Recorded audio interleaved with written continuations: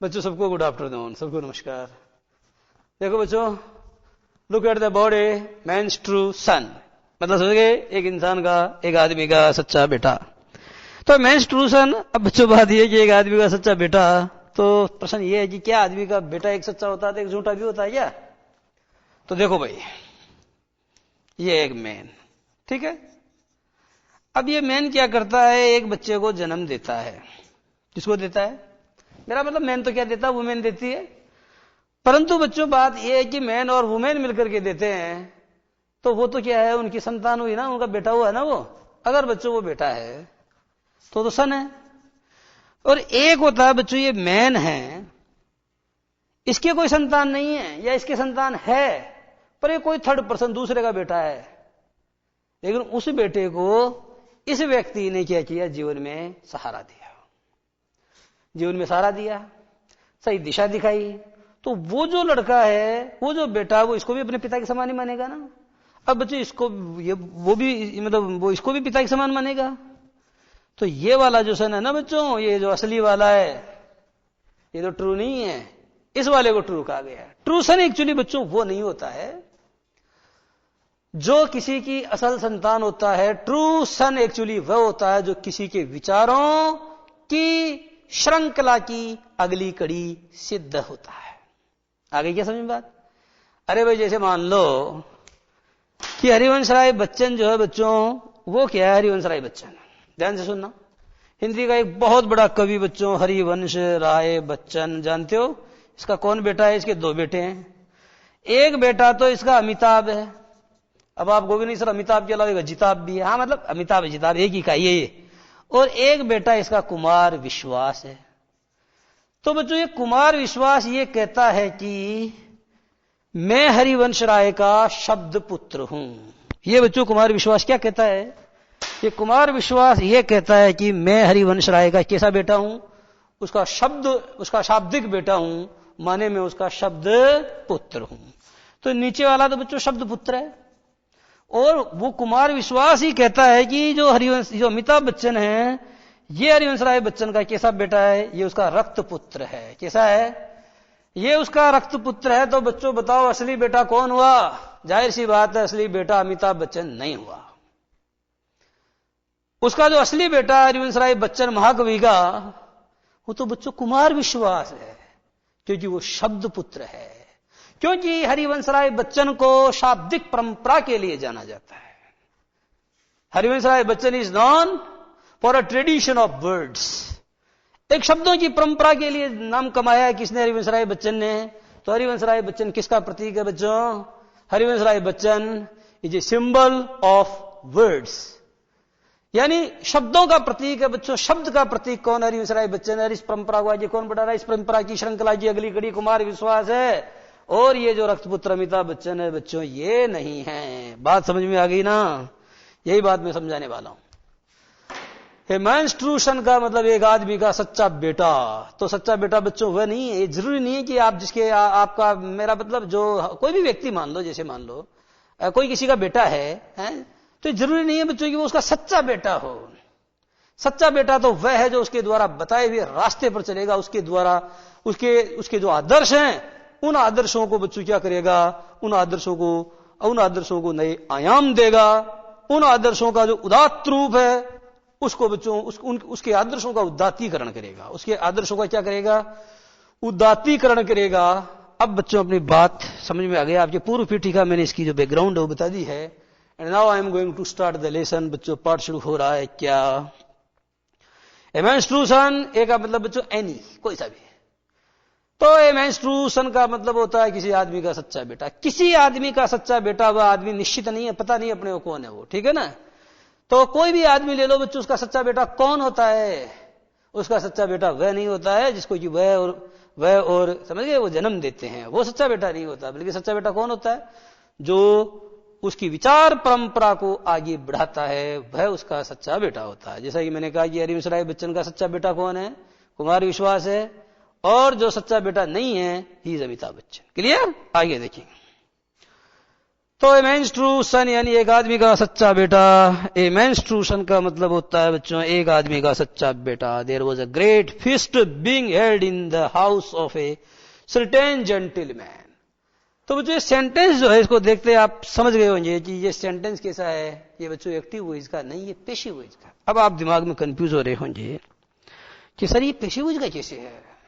अरे भाई ये वैसे ही है जैसे होना चाहिए था। जैसे मैं आपको एक उदाहरण देता हूं। उदाहरण क्या देता हूं, इसी सेंटेंस का एक्टिव वॉइस बना के दिखाऊंगा तो बातें आपकी अपने आप समझ में जाएगी। देखो बच्चों क्या बोला मैंने, देखो दे वर, ये लगा दिया मैंने दे और ये वर, ठीक है बच्चों। देवर होल्डिंग, होल्ड में आईएनजी जोड़ूंगा क्योंकि हेड में सेकंड फॉर्म में तो आईएनजी जुड़ेगा नहीं। They were holding a fist in the house of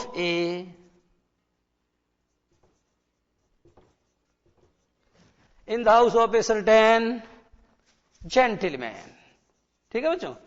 यानी किसी जेंटलमैन यानी क्या होता है भद्र पुरुष, और ये होता है किसी, ठीक है बच्चों। तो किसी भद्र पुरुष के घर में वे एक दावत का आयोजन कर रहे थे, ऑर्गेनाइज कर रहे थे, उसको सेलिब्रेट कर रहे थे। बच्चों पेशेज बनाता हूं, ये सब्जेक्ट हो गया ना, ये वर्ब है, ये ऑब्जेक्ट। तो लिखो बच्चों ये फीस्ट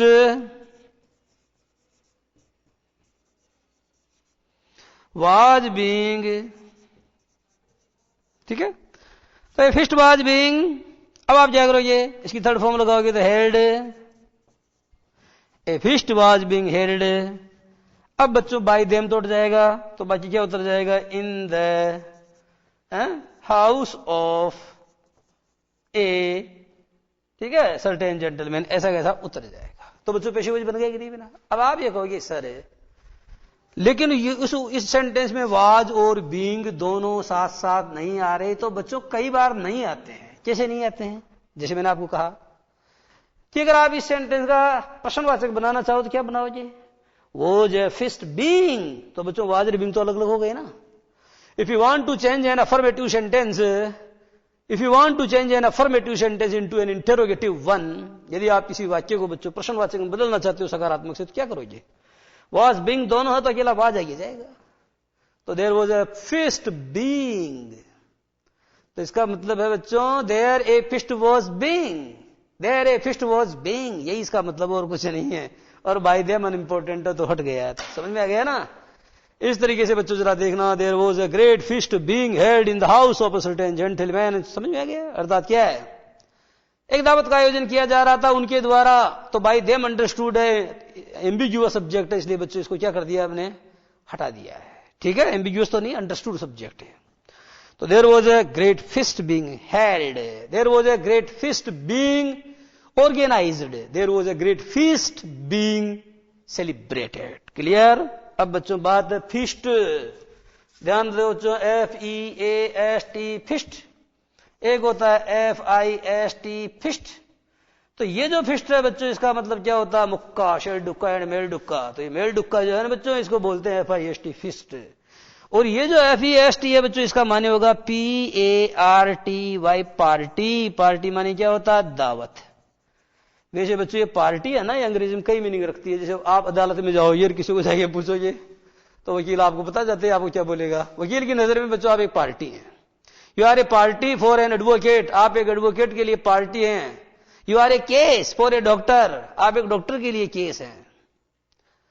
तो बच्चों केस डॉक्टर क्या करता, कोई मरीज आता तो केस बोलता, वो उसकी नजर में तो केस है, चाहे कितना बड़ा पेशेंट चल जाए। नरेंद्र मोदी बीमार पड़ के अगर डॉक्टर के पास चल जाए तो डॉक्टर की नजर में तो एक केस है। उस डॉक्टर क्या फर्क पड़ रहा है कि कौन है, PM या क्या, वो तो केस है। इसी तरीके से वकील के पास जाओगे तो बच्चों वकील की नजर में आप सिर्फ क्या है, एक पार्टी है। तो पार्टी माने पक्षकार होता है, पार्टी यानी पक्षकार होता है। और पार्टी आप जो करते हो, पिकनिक वगैरह मनाते हो कि नहीं मनाते हो पिकनिक, तो वो भी बच्चों पार्टी होती है, ठीक है। अब क्या होता है कि पार्टी तो बच्चों घर पर ही मना लेते हैं, पिकनिक जनरली क्या कांकड़े में जाके मनाते हैं, इसलिए आप उसको बोलते हैं वन भोज अथवा गोठ, वन भोज अथवा गोठ। आगे देखिए, तो बच्चों आपको दिया गया है कि there was party being celebrated in the house of a certain gentleman. तो सर्टेन माने क्या बताया? ऑफ अ सर्टेन, सर्टेन माने बच्चों वही होता है, सर्टेन माने कोई निश्चित आदमी है। तो किसी ऑफ ए सर्टेन जेंटलमैन यानी किसी भद्र पुरुष के घर पर किसी दावत का आयोजन किया जा रहा था। It was his birthday. बच्चों ये क्या था? इट वॉज हिज बर्थडे या बर्थडे। तो बच्चों एक बात ध्यान लगाना, यह BIRTH, ये तो बर्थ होता, बर्थ। तो बच्चों बर्थ हो गया तो ये तो बोलेगा ही नहीं, तो क्या बोलोगे? बर्थ। अब बच्चों आप इसमें क्या करोगे? ये डी और लगा दोगे। तो ये रह क्यों नहीं बोलेगा? क्योंकि बच्चों इसमें दो कॉन्सोनेंट देखो, एक तो ये और एक ये। अब आपको सिर्फ ये दो तो यही हो गए, इन दो को एक ही माना जाएगा, ये दोनों एक माने जाते हैं, सिंगल यूनिट है। तो बर्थ ये नहीं बुलाना। अब डे तो बच्चों ये भी नहीं बोलेगा, तो क्या बोलोगे? बर्थडे। क्या बोलोगे इसको? बर्थडे। यानी ये भी नहीं बोलेगा। यानी जब दो कॉन्सोनेंट एक साथ आएंगे तो पहला वाला कॉन्सोनेंट या तो साइलेंट रहेगा या फिर उसका उच्चारण कैसे किया जाएगा बच्चों? उसका उच्चारण आधा किया जाएगा। कैसा किया जाएगा? जैसे WRONG जानते हो ना। जैसे गुरुजी ने एक लड़के को पूछा, क्या पूछा? एक क्लास में खड़ा करके पूछा कि बता व्हाट इज दिस। तो बच्चा बोला सर दिस इज ए कनाइफ। बच्चा बोला सर दिस इज ए कनाइफ। तो गुरुजी ने दूसरे लड़के को खड़ा करके पूछा कि इज ही राइट, सही बोल रहा है क्या? तो दूसरा बोला सर आई डोंट नो। दूसरा बोला आई डोंट नो। तो गुरुजी का माथा ठनक गया और गुरुजी ने अंत में कहा कि बोथ आर वरोंग, तुम दोनों ही क्या हो? वरोंग हो। तो बच्चों सारांश क्या निकला?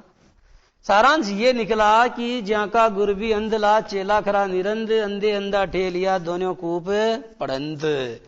तो बच्चों ऐसी बात है। इसका निष्कर्ष ये निकला जो मैंने बताया आपको, क्या कि जब दो कॉन्सोनेंट एक साथ आते हैं, ध्यान दीजिएगा, यह है कनाइफ। तो बच्चों कनाइफ क्या है? ये कॉन्सोनेंट है, ये भी एक कॉन्सोनेंट है, पहला साइलेंट रहेगा, नाइफ बोलो। ओके। उसी तरीके से बच्चों कनो, तो एक कनो में क्या है बच्चों? ये भी ये वही नियम, तो पहला साइलेंट, अब बोलो नाउ, नाउ, इस तरीके से बोलो। फिर देखो बच्चों WRONG वरोंग, तो वरोंग क्या है? ये भी एक कॉन्सोनेंट, ये भी एक कॉन्सोनेंट, तो पहला कॉन्सोनेंट क्या रहेगा? साइलेंट रहेगा। समझ में आ गया बच्चों? तो इसका मतलब जब दो कॉन्सोनेंट एक साथ आते हैं, जरा ध्यान दो, नियम समझा रहा हूं। जब दो कॉन्सोनेंट एक साथ आते हैं तो पहला वाला बच्चों या तो साइलेंट रहता है, या तो साइलेंट रहता है बच्चों, या फिर हाफ स्पोकन माने अर्ध उच्चरित होता है। या तो साइलेंट रहता है बच्चों, साइलेंट, ये क्रॉस का मतलब है साइलेंट, अर्थात उसका उच्चारण नहीं होता है। आइदर साइलेंट और हाफ स्पोकन, आइदर साइलेंट और हाफ स्पोकन, यानी आगे समझ में? बहुत अच्छी बात है। आइए देखते हैं। तो बच्चों आपने देखा जी, इट वॉज हिज बर्थडे, अर्थात ये उसका जन्मोत्सव था। ये उसका जन्मोत्सव, यह बच्चों उसका जन्मदिन था, यह बच्चों उसकी सालगिरह थी। हालांकि सालगिरह तो आप जानते हो क्या होती है, जन्मदिन भी सालगिरह, और किसी की शादी किसी तारीख विशेष को ये तो वह भी उसकी सालगिरह है ना, इस तरह की वर्षगांठ, उसकी वर्षगांठ थी। And many of his relations had come from far and near, and many of his relations, और बच्चों मैनी ऑफ हिज रिलेशंस, ये बच्चों जो शब्द रिलेशन लिखा हुआ है ना, इस रिलेशन की जगह आप कर लो, वैसे शुद्ध है ये, पर अपनी सुविधा के लिए कर लो मैनी ऑफ हिज रिलेटिव्स। अब आप ये समझ में आ जाएगा, क्योंकि जो रिलेशंस का मतलब यहां रिलेटिव्स हैं। मैनी ऑफ हिज रिलेशंस यानी उसके संबंधों में से अनेक नहीं, उसके संबंधियों में से अनेक। Had come from far and near, आए थे, कुछ तो आसपास से आए थे, कुछ दूर से आए थे। अरे भाई जैसे मान लो मैं जयपुर में रहता हूं, अब कोई आदमी मेरे से मिलने के लिए आएंगे, कोई कार्यक्रम मेरे होगा, तो कुछ तो जो मेरे आस पड़ोस आसपास में ही है वो तो आसपास ही आ जाएंगे, लेकिन कुछ बेचारे दूर दराज बसते हैं तो वो दूर दराज से आएंगे। तो many of his relatives, many of his relations, many of his kiths and kins, अर्थात उसके घनिष्ठ संबंधियों में से अनेक लोग क्या कर रहे थे, had come from far and near, अर्थात वो दूर से आए थे, वो पास से आए थे। क्यों? In order to greet him, in order to congratulate him, अर्थात उसको बधाई देने के लिए आए थे। क्या देने के लिए? मुबारकबाद, उसको मुबारकबाद देने के लिए आए थे। And bring him gifts, and also they had come to bring him gifts, और बच्चों वो आए थे उसके लिए तोहफे लाने के लिए। ठीक है, टू ब्रिंग हिम गिफ्ट्स यानी उसके लिए तोहफे, उसके लिए उपहार, उसके लिए सौगातें, उसके लिए नजराने, भेंटें लाने के लिए बच्चों कई लोग दूर दराज से आए थे, कई लोग पास से आए। क्यों आए थे? Because they had come in order to greet him and to bring him gifts. क्यों आए थे? वो आए थे बच्चों उसको साधुवाद देने, उसको बधाई देने, उसको मुबारकबाद देने आए थे, और साथ ही साथ वो बच्चों उसको कुछ उपहार भेंट कर दें या उसके लिए कुछ उपहार लाने के लिए आए थे। ही एंटरटेन्ड हिज गेस्ट। अब बच्चों एक बात बताओ, अपनी एक कविता नहीं है क्या, घर आएगा अम्मा जाए से बढ़कर के सत्कार है, अरावली का मुकुट सोहता चंबल इसका हार है, माई और बनास बाऊ है अटल तपस्वी थार है, धोरों वाली इस धरती की महिमा अपरंपार है। और बच्चों आगे वाली लाइन है कि घर आए का माँ जाए से बढ़कर के सत्कार है। घर आए का माँ जाए से बढ़कर के सत्कार है का मतलब बच्चों when any guest comes at our home, जब कोई आता है हमारे घर पर अतिथि, तो बच्चों हम ऐसे नहीं कहते कि अतिथि तुम कब जाओगे, आते ही बच्चों हम उसका सत्कार करते हैं। आते हम उसका क्या बोलते हैं, आते बच्चों हम उसका सत्कार करते हैं। तो ये जो एंटरटेन शब्द है ना बच्चों, इसका माने क्या होता है। अब जैसे मान लो एंटरटेन का मतलब तो वैसे तो बहुत गलत अर्थ हो जाए। देखो एंटरटेन का मतलब होता है बच्चों मनोरंजन करना। तो जैसे अपन किसी घर पर गए तो बच्चों शी एंटरटेन्ड हर गेस्ट, तो इसका मतलब उसने उसके मेहमानों का मनोरंजन किया, ऐसा नहीं है। उसने बच्चों अपने मेहमानों का क्या किया, उसने अपने मेहमानों की बच्चों क्या किया, बताओ जरा बताना। उनकी खातिरदारी की, खातिरदारी क्या जी, खातिरदारी की, समझ गए। उनकी बच्चों आओ भगत की, आवे भगत, और क्या की, उनका बच्चों सत्कार किया, क्या किया, उनकी बच्चों मान मनोहार की, मान मनोहार, ऐसे शब्द हैं बच्चों, ऐसे नहीं मनोरंजन किया। तो मनोरंजन नहीं किया बल्कि क्या किया, जो घर पर लोग आए थे बच्चों, उन घर पर आए हुए लोगों की बच्चों उसने क्या किया, आओ भगत की, उसने उनका आतिथ्य किया, उनका आतिथ्य सत्कार किया, उनकी मान मनोहार की। बड़ा अच्छा आदमी है। तो it was his duty to look after them well, it was his duty, ये उसका कर्तव्य था, टू लुक आफ्टर देम, कि वो उनकी देखभाल करे। वेल माने अच्छी तरह, वेल माने अच्छे से हैं। ये बच्चों एडवर्ब है, ध्यान दो, वेल एक एडवर्ब है बच्चों, इसलिए यहां पर गुड का प्रयोग नहीं कर सकते यार। क्या वेल में और गुड में यही तो फर्क होता है बच्चों, ध्यान दो। वेल यानी होता अच्छे से, अच्छी तरह, और गुड यानी होता सिर्फ अच्छा। फर्क अगर आपके समझ में आ गया तो आप फिर जीवन में कभी मात नहीं खाएंगे। वेल यानी अच्छा नहीं होता, आपको ये पढ़ाया जाता अच्छा और आप ये अच्छा, तो ऐसे नहीं होता बच्चों। वेल माने अच्छा नहीं, अच्छी तरह होता है, अच्छे से होता है, समझ गए। जैसे आपके घर पे कोई आता है तो बच्चों आप कभी भी ऐसे नहीं कहते गुड कम, आप कहते हैं आओ, लेकिन कैसे आओ, अच्छे से आओ। तो बच्चों ये वर्ब है, ये वर्ब है, तो वर्ब के लिए एडवर्ब आना चाहिए। तो बताओ क्या लगाओगे, वेल लगाओ, डबल एल होता है लेकिन वो एक एल गायब हो जाएगा, फिर क्या हो जाएगा, वेलकम। आगे समझ में, वेलकम माने अच्छे से आओ, सुआगत, सु माने अच्छे से, आगत माने आओ, सुआगत, आपका स्वागत है, आपकी खुशामदीद है, आपकी क्या है बच्चों, आपका इस्तकबाल है। तो ये है गुड कम, ऐसे नहीं, गुड कम थोड़ी होता, वेलकम होता है। अब जैसे बच्चों मान लो कोई भी लड़की अच्छी लग जाए, अच्छी है, तो आप क्या बोलते हो, she is a well girl, ना बच्चों ऐसे नहीं बोलते, काट के करना पड़ेगा, she is a good girl. क्योंकि गर्ल क्या है, एक नाउन है, और नाउन की विशेषता बताने के लिए आपको क्या चाहिए, एडजेक्टिव चाहिए, चाहिए कि नहीं चाहिए बताओ। नाउन की विशेषता बताने के लिए इन ऑर्डर टू क्वालिफाई, बच्चों थोड़ा स्पष्ट, कुछ नहीं है इसमें, वो मैंने बोल दिया, फिर भी आपको मैं बता देता हूं। गर्ल तो बच्चों नाउन है, और नाउन की विशेषता जो बताएगा उस शब्द को क्या होना चाहिए, उस शब्द को एडजेक्टिव होना चाहिए। कैसा होना चाहिए बच्चों, उसको एडजेक्टिव होना चाहिए कि नहीं होना चाहिए। इसलिए बच्चों कई बार आप कहते हाउ आर यू, तुम कैसे हो, आई एम गुड ऐसे नहीं बोला जाता, ऐसे बोला जाता आई एम वेल, मैं अच्छा हूं माने होना, होने की विशेषता कौन बताएगा, एडवर्ब बताएगा, इसलिए कहना चाहिए आई एम वेल, इसका अर्थ मैं अच्छा हूं। अच्छा कई बार पूछते हैं हाँ भाई कैसे हो, तो ये लोग भाई क्या करते हैं, अंग्रेजी की नकल करते हैं आजकल, तो अंग्रेजी की हिंदी में नकल करते हैं। हाँ भाई कैसी है, तो लड़की कहते हैं जी अच्छी हूं। अरे अच्छी क्या है, हम कब कह रहे हैं कि तू बुरी है, उसको कहना चाहिए अच्छी तरह हूं, अच्छे से हूं, ये सही जवाब है। अच्छी हूं बुरी हूं ये तो उत्तर ही गलत है। दूसरी एक बात और, जैसे पर कई बार कहते हैं भाई टेक टी, चाय, टेक टी यानी क्या होता है, चाय पीना होता है। अब चाय तो अपन तो पीते हैं, लेकिन आजकल लोग बाबू से अजी भाई सब चाय पीजिए, तो भाई सब आप जो है हम तो आओ चाय लो, नहीं नहीं आप लो। अब लो क्या, उसको कोई जेब में थोड़ी लो भाई, वो जेब में रखने की चीज थोड़ी है वो। लेकिन हम क्या करते हैं कि दूसरी भाषाएं जो बोलते बोलते उनका अनुकरण करते करते क्या गलतियां करना शुरू कर देते हैं। जैसे एक शब्द है कार्यवाही। तो बच्चों कार्यवाही का मतलब होता है जो कार्य को वहन करता है, माने एक्टिंग। एक्टिंग का मतलब अस्थायी रूप से कार्यवाहक। कार्यवाही कह दो चाहे कार्यवाहक कह दो एक ही बात है। भारवाही कह दो चाहे भारवाहक कह दो एक ही बात है। अब आपने इस मामले में क्या कार्रवाई की बताओ, ये कि शब्द सार्थक है क्या? बिल्कुल निरर्थक शब्द है, गलत है। सही शब्द होता है बच्चों का, ऐसे रे वा ई।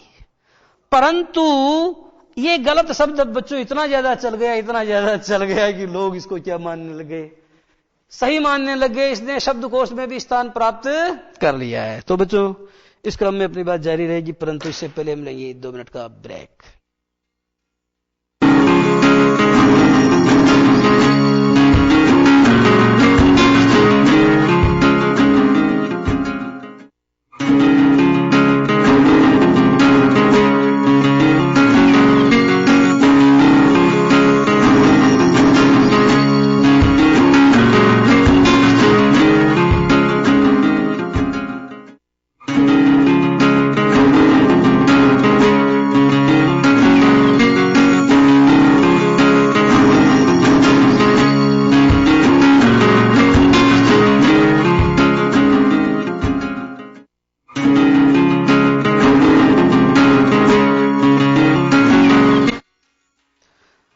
तो बच्चों आज अपनी बात को आगे बढ़ाते हैं। ही एंटरटेन्ड हिज गेस्ट्स, यानी उसने अपने मेहमानों की आवभगत की। It was his duty to look after them well. It was his duty to look after them well, अर्थात उन लोगों को लुक आफ्टर करना, उन लोगों की देखभाल करना चाहता बच्चों उसका परम कर्तव्य था। It was his duty to look after them well, क्योंकि बच्चों वो अतिथि हैं। तो अतिथि आपके घर आता है तो अतिथि का, ठीक है, मेहमान जो हमारा होता है हमें जान से प्यारा होता है। मेहमान जो हमारा होता है हमें जान से प्यारा होता है। तो बच्चों जो मेहमान है उस मेहमान की देखभाल करना क्या हमारा फर्ज है, ये हमारी परंपरा है। इन द इवनिंग माने बच्चों शाम के समय, कल बोला था in the evening, in the afternoon, in the morning, लेकिन बच्चों इन द नाइट नहीं होता, एट नाइट होता है, एट नून होता है, एट मिड नाइट होता है, एट डॉन होता है, एट डस्क होता है। बात समझ में आ रही है ना? तो ये तो ऐसे ही है। बच्चों आगे बताया जा रहा है कि इन द इवनिंग मानी शाम को, he gave a great feast. He gave a great feast का मतलब बच्चों उसने दी क्या दी, एक बहुत बड़ी दावत दी। शाम को उसने अपने जितने भी मेहमान आए थे उन मेहमानों को अपनी तरफ से सबको खाना दिया, अर्थात सबको बच्चों अपनी तरफ से क्या है, बफर का खाना खिलाया। बफर सिस्टम, कौन सा सिस्टम? तो बच्चों बफर सिस्टम का खाना खिलाया। तो बफर पर भी क्या है बच्चों आजकल, इस पर भी कुछ, ये भी ऐसा ये खड़े खड़े खाते हैं लोग बाग, इस पर भी कुछ कवियों ने व्यंग्य किया है। सुन जो मासू काई बीती एक बार बफर का खाना में, तो खाना बच्चों बफर का दिया। He gave a great feast, अर्थात उसने दी एक बहुत बड़ी दावत। And gifts which the guests brought, और तोहफे या उपहार जो अतिथि लेकर आए थे, जो मेहमान लेकर आए थे, वर प्लेस्ड माने उनको बच्चों रखा गया, वर kept in the centre of the hall. Were kept in the centre of the hall माने बच्चों तोहफे जो मेहमान लेकर के आए थे, या बच्चों उपहार जो अतिथि लेकर आए थे, उनको क्या किया गया बच्चों, दे वर केप्ट यानी उनको रखा गया in the centre of the hall, अर्थात उनको in the centre of the auditorium, उनको सभागार के केंद्र में रखा गया। So that all might see them, ताकि सब उनको अच्छे से देख सकते। So that all might see them, ताकि सब उनको अच्छे से देख सकते। ये जो सो दैट है ना बच्चों, इसका मतलब क्या होता है जरा ध्यान दो। इसका मतलब होता है बच्चों, सो दैट यानी होता है ताकि। क्या होता है? सो दैट यानी बच्चों होता है ताकि या जिससे की, ध्यान दो, यह सो दैट। सो दैट का अर्थ बच्चों आपको बताया हमने ताकि, ठीक है, अथवा बताया जिससे की, ठीक है। अब बच्चों इधर जरा देखो, अगर किसी भी सेंटेंस में सो दैट आता है तो पहली बात तो ये ध्यान दो बच्चों, ये सो दैट जो है कंजंक्शन है। और प्रश्न ये है कि कैसा कंजंक्शन है? तो बच्चों ये सबऑर्डिनेटिंग कंजंक्शन है, सब ऑर्डिनेटिंग कंजंक्शन। आ गई समझ में? पहली बात तो बच्चों ये एक सबऑर्डिनेटिंग कंजंक्शन है। दूसरी बात, इसके पहले वाला सेंटेंस अगर बच्चों प्रेजेंट टेंस में है, ठीक है, प्रेजेंट, तो इधर वाले में मे का प्रयोग होता है। हालांकि मे के एवज में कभी कभी कैन का भी हो सकता है। और बच्चों यदि ये प्रेजेंट में नहीं है बल्कि इसके इधर वाला जो पार्ट है वो पास्ट टेंस में है, तो बच्चों मे के एवज में क्या आएगा जरा बताना। मे के एवज में माइट का प्रयोग होता है, लेकिन कभी कभी कैन के एवज में कुड का प्रयोग भी हो सकता है। और सो दैट का प्रयोग करके बच्चों जो सेंटेंस बनाया जाता है वो सेंटेंस हमेशा कैसा होता है जरा बताना। वो सेंटेंस बच्चों हमेशा कॉम्प्लेक्स सेंटेंस होता है। आ गई समझ में कि नहीं आई? यानी ऐसा कोई भी सेंटेंस जिसमें एक से ज्यादा वर्ब हैं, फाइनाइट, ठीक है, और उसमें सो दैट कंजंक्शन का प्रयोग हुआ है, तो बच्चों जो नया सेंटेंस फॉर्मेशन होगा, जिस लार्जर सेंटेंस का फॉर्मेशन होगा, that shall always be an example of a complex sentence. वह बच्चों हमेशा क्या होगा? कॉम्प्लेक्स सेंटेंस का उदाहरण होगा। तो बच्चों आप जरा समझ गए होंगे क्या समझाना चाहता हूं मैं। उदाहरण जैसे मैं आपको दूं, बच्चों शी रैन फास्ट, देखो फास्ट आ रहा, she rain fast so that she might catch the train, वो तेज दौड़ी ताकि वो ट्रेन को पकड़ सकती।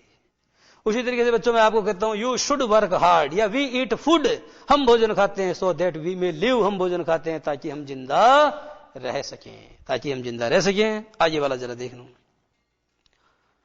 सो दैट ताकि ऑल माइट सी देम, ताकि सभी लोग उसको देख सकते। देखो बच्चों यह आ रहा ना वर प्लेस्ड, तो वर प्लेस्ड का मतलब क्या हो गया? पास्ट सिंपल का पेशी वही जो गया ना, तो इधर पास्ट सिंपल आ रहा, तो बच्चों फिर इधर क्या होगा? मेका माइट होगा। When the feast was over, अब बच्चों ओवर का मतलब तो आप सब जानते हो क्या होता है? On upon over under in into above below, तो बच्चों ओवर का मतलब होता है ऊपर, प्रीपोजिशन के अर्थ में, लेकिन बच्चों यहां ये क्या आ रहा है? एडवर्ब के अर्थ में आ रहा है। तो when the feast was over यानी होता है बच्चों when the feast was finished. जब बच्चों फिस्ट यानी क्या होता है? जब दावत खत्म हो गई, जब दौरे दावत खत्म हो गया, जब बच्चों दावत का दौर क्या हो गया? खत्म हो गया, तो बच्चों सब खा पी करके, कुछ ने खाया, कुछ ऐसे लोग बड़ी बड़ी पार्टी में क्या पीते भी हैं, तो है ना। तो when the feast was over, अर्थात बच्चों जब दावत का दौर खत्म हुआ, and the guest had gone away, और सारे मेहमान जा चुके थे। जब दावत का दौर खत्म हो गया था और सारे मेहमान चले गए थे, the man went towards the place, तब बच्चों ये आदमी है ना, ये आदमी है बच्चों, ये आदमी है।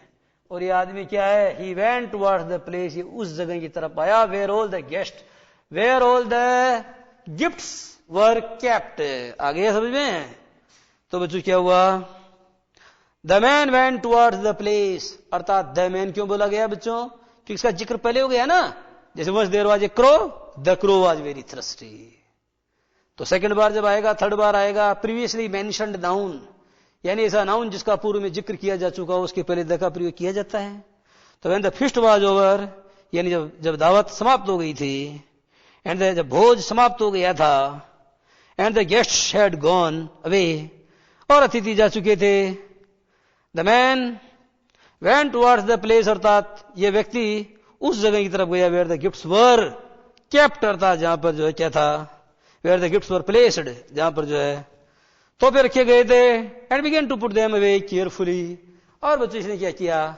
एक एक उपहार को उठा करके सबको जो जमाने लगा, जैसे बड़ा साइज वाइज जमाने लगे, साइज वाइज कोई जैसे साइज वाइज, तो कोई बड़ा तो पहले बढ़ाएगा फिर छोटा आएगा, इस तरीके से बच्चों ही began to put them away carefully, उसने उनको सावधानी से रखना शुरू कर दिया। As he did so, as माने जैसे ही माने उसने, डिड माने किया, सो माने बच्चों क्या होता है? ऐसा। देखो बच्चों सो माने इसलिए भी होता है, सो माने ऐसा भी होता है। सो माने क्या होता है? ऐसा भी होता है। तो बच्चों ये क्या लिखा हुआ? एज ही डिड सो, जो ही उसने ऐसा किया। एज माने होता है जो ही, या जैसे ये सुन एज ही डिड सो, अर्थात जो ही उसने ऐसा किया, ही सडनली कॉट साइट। तो बच्चों अचानक क्या हुआ? ही सडनली कॉट साइट, अचानक बच्चों उसने पकड़ी, क्या पकड़ी? साइट माने होता है दृश्य। ही सडनली कॉट साइट का मतलब बच्चों अचानक जो उसने क्या किया? एक दृश्य पकड़ा, of the shadow of a man's head, अर्थात एक मनुष्य, ठीक है बच्चों, the shadow of a man's head यानी एक मनुष्य के सिर का साया, एक आदमी के सिर का साया, एक आदमी के सिर की बच्चों जो परछाई है, उस परछाई, वो परछाई है ना बच्चों, तो वो अचानक क्या हुआ, he suddenly caught sight. Caught sight का मतलब बच्चों होता है, उसने एक ऐसा दृश्य पकड़ा, एक ऐसी झलक जो उसको दिखाई दी। On the floor of the hall, on the floor of the hall का मतलब घर की फर्श के ऊपर। देखो भाई क्या है, ये जाहिर सी बात है, कोई बड़ी कोठी में रहता होगा, कोई छोटे मोटे मकान में, अपना साथी तो है नहीं जो कहीं एक दो कमरों में टाइम पास करता होगा। तो बच्चों आप जरा देखो, इतना बड़ा मकान है इसका, ठीक है, इस मकान में बच्चों क्या है, इस तरीके से यहां सामान पड़ा है, यहां बुड्ढा घूम रहा है। अब अचानक बच्चों यहां पर छाया पड़ती है एक आदमी के सर की, जाहिर सी बात है कोई आदमी यहां खड़ा था। अचानक किसी आदमी के सर की छाया बच्चों यहां फर्श के ऊपर पड़ती है, और ये बच्चों ये जो छाया है, ये छाया किसकी नजर में आ जाती है, ये झलक, ये छाया की जो झलक है बच्चों, ये झलक जो उस व्यक्ति की दृष्टि में आ जाती है। उसको शक होता है कि यार सारी चले गए हैं, ये डाखड़े फिर कौन खड़ा है। तो एज ही डिड सो, अर्थात जैसे ही उसने ऐसा किया, he suddenly caught sight of the shadow of a man's head on the floor of the hall, अर्थात बच्चों हॉल की जो फ्लोर मानी फर्श है, गच है, उस गच के ऊपर बच्चों उसने क्या किया, एक आदमी के सर की जो छाया है उसका दृश्य जो उसने उसकी नजरों में पकड़ा। ही न्यू दैट, वो जान गया कि, ही रियलाइज्ड दैट, उसको इस बात का एहसास हो गया कि there must be someone hiding in the roof, की निश्चित रूप से कोई है जो डाकड़े में, छत में छुपा हुआ है। उसको इस बात का एहसास हो गया, ही रियलाइज्ड दैट, अर्थात उसे इस बात का एहसास हो गया that there was somebody hiding in the roof of the house, कि कोई था जो घर की छत के ऊपर निश्चित रूप से छुपा हुआ था। And realised that, and he felt that, उसने महसूस किया, क्या महसूस किया, that there was a thief in there, और उसको आइडिया लग गया ऊपर जो है वो जो भी है वो कोई सज्जन व्यक्ति नहीं है। He is not a gentleman but he is a gentleman of rod, he is not a gentleman, he is not a gentleman. Anybody who is hiding in the roof must not be a gentleman, but he must be a gentleman of the rod. तो बच्चों अब आपको समझ में नहीं आ रहा होगा कि मैं क्या कहना चाहता हूं, जेंटलमैन और जेंटलमैन ऑफ द रॉड। देखो बच्चों, जेंटलमैन का मतलब तो आप सब जानते हो, सज्जन व्यक्ति होता है, भद्र पुरुष होता है, उसको आप क्या बोलते हैं, जेंटलमैन। सज्जन व्यक्ति होता है, भद्र पुरुष होता है, उसको आप क्या बोलते हैं, जेंटलमैन बोलते हैं, सज्जन, ठीक है। लेकिन बच्चों ए जेंटलमैन ऑफ रॉड, ये बच्चों चोर को कहा जाता है, थीफ को। चोर का मतलब होता है सड़क का सज्जन जो होता है ना, जैसे बच्चों अपन कहते हैं जेंटलमैन ऑफ रॉड, यानी सड़क का सज्जन। तो सड़क का सज्जन कौन होता है, सड़क छाप होता है, चोर होता है, उसको बोलते हैं। तो उसको पता चल गया कि जरूर कोई सड़क छाप है, कोई चोर है जो ऊपर डाखड़े पे छिपा हुआ है। तो बच्चों उसको एहसास हो गया। He called his servant and said, he called his servant, उसने अपने नौकर को बुलाया और कहा, क्या कहा, जाओ उस चोर को पकड़ के मेरे सामने पेश करो। नहीं बच्चों उसने ऐसा नहीं कहा, उसने और बात बोली, all the guests have not yet been fed, अभी तक तमाम मेहमानों को खाना नहीं खिलाया गया है, या अभी तमाम मेहमानों को खाना नहीं खिलाया गया है, ठीक है, अभी तक सारे मेहमानों को खाना नहीं खिलाया गया है। Bring back the dishes, bring back का मतलब होता है बच्चों वापस लाओ। क्या, द डिशेज का मतलब क्या होता है, अरे भोजन के थाल लाओ। थाल में बच्चों क्या है, थाल एक तो क्या होता है, आरती का थाल होता है, और एक भोजन के थाल होते हैं। तो 36 तरीके के पकवान, 56 भोग है ना। तो बच्चों उसकी क्या लाओ, थाल, उन थालों को वापस लाओ, क्योंकि अभी सारे मेहमानों ने खाना नहीं खाया है। तो सर्वेंट डिड, यानी नौकर ने किया, एज ही वाज टोल्ड, जैसा उसको करने को कहा गया था। तो जैसा नौकर को करने के लिए कहा गया था, नौकर ने ठीक वैसा ही किया। अच्छा नौकर था, वो दिमाग नहीं लगाता था, उसको जैसा कहते थे वैसा ही वह कर देता था। तो द सर्वेंट डिड, अर्थात बच्चों नौकर ने किया, क्या किया, the servant did as he was told, अर्थात जैसा उसको करने के लिए कहा गया था। He brought back several dishes, वो भोजन सामग्री के कुछ थाल वापस लेकर के आया। ही ब्रॉट बैक, अर्थात वो वापस लाया। सेवरल डिशेज का मतलब बच्चों अनेक थाल, वह भोजन सामग्री की अनेक थाल वापस लाया। And waited for his master to tell him to serve them, और उसने अपने मालिक द्वारा उन्हें परोसने के लिए कहे जाने का वो इंतजार करने लगा। और वह अपने मालिक द्वारा उन्हें परोसने के लिए कहे जाने का इंतजार करने लगा। But the man told him to leave them, परंतु उस आदमी ने कहा कि इनको यहीं छोड़ दो, ये थालियां छोड़ दो और तुम चल जाओ, अब जिसको पुरस्कारी करनी है मैं कर लूंगा। But the man told him to leave them, परंतु उस आदमी ने उसे अर्थात नौकर को, उन्हें अर्थात उन थालों को वहीं पर छोड़ने के लिए कहा, एंड गो, और जाने के लिए कहा। As he wish to be alone because he wanted to be alone, अर्थात वो जो शेठ था वो क्या आज अकेला रहना चाहता था, he wanted to be alone, वो अकेला रहना चाहता था। देन ही लुक्ड अप, फिर बच्चों उसने ऊपर की ओर निहारा, फिर उसने ऊपर की ओर देखा। एट द मैन, यानी उस आदमी की तरफ, वो हाइडिंग, जो छुपा हुआ था, इन द रूफ, यानी छत में या छत पर। तो बच्चों फिर क्या हुआ कि उसने उस आदमी को देखा जो छत पर छुपा हुआ था। छत के ऊपर थोड़ी था, वो छत में छुपा हुआ था, इसलिए अंग्रेजी में इन बोलते हैं बच्चों। हिंदी में तो पर बोलते हैं, जैसे पेड़ पर पक्षी है, पर अंग्रेजी में क्या बोलते हैं, there is a bird in the tree. तो इन द ट्री न कि on the tree, in the bed न कि ऑन द बेड, उसी तरीके से इन द रूफ न कि ऑन द रूफ। समझ में आ गया ना? तो then he looked up at the man, फिर उसने उस आदमी की तरफ देखा, वो हाइडिंग इन द रूफ, जो छत में छुपा हुआ था। एंड सेड, और उसने कहा, क्या कहा? इट्स गुड ऑफ यू, ये आपकी बल मनसाहत है, या आपकी शराफत है, या आपकी बड़ी कृपा है। इट्स गुड ऑफ यू, अर्थात ये आपकी कृपा है, to come to my house on my birthday, कि तुम आए हो मेरे घर पर। ठीक है, तुम आए हो मेरे घर पर किसकी तरह? तुम बाहर बन के आए हो, मेरी जिंदगी में आए हो मेरे घर पर, तुम एक बाहर बन के। नहीं बच्चों, बाहर बन के नहीं आए हो, तुम मेरे घर पर कैसे आए हो? तुम मेरे जन्मदिन पर मेरे घर पर आए हो, ये तुम्हारी बड़ी कृपालुता है। आई थॉट दैट, मैंने ये सोचा कि all the guests had left, all the guests had gone, मैंने ये सोचा कि सारे मेहमान जा चुके हैं, मुझे क्या पता कि अभी आप नहीं हैं। But you have not been yet served, परंतु अभी तक आपको तो भोजन परोसा नहीं गया है।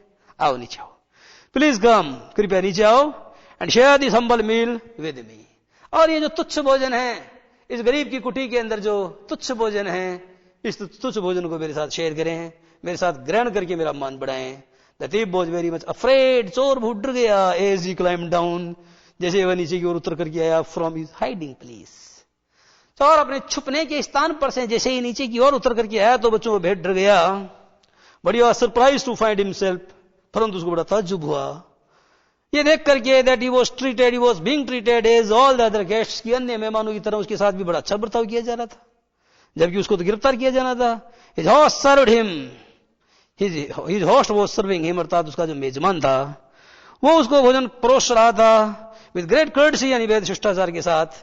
And when he rose to leave, और जब वो चले जाने के लिए खड़ा हुआ, the old man gave him a gift, उस बूढ़े आदमी ने उसको उपहार दिया। कायदे से तो इस चोर को उसको उपहार देना था, जन्मदिन तो उसका था, लेकिन चोर था, इसके पास क्या था? तो the old man gave him a gift, यानी बूढ़े आदमी ने उसको एक उपहार दिया। And a bag of coins, और सिक्कों से भरा हुआ एक थैला दिया। And himself took him to the gate of the courtyard, और बच्चों क्या किया उसने? और स्वयं उसको लेकर के गया कहां तक? To the gate of the courtyard, अर्थात बच्चों जो अहाता है, घर का अहाता, उस घर के अहाते के आंगन तक, उस घर के अहाते के आंगन तक, क्या उस घर के अहाते के द्वार तक, या अपने घर का जो अहाता उसके दरवाजे तक, या अपने घर के आंगन के द्वार तक बच्चों वह स्वयं उसको लेकर के विदा करने के लिए गया। तो इस तरह से बच्चों आज की बात यही समाप्त, और आगे वाली अगली क्लास में।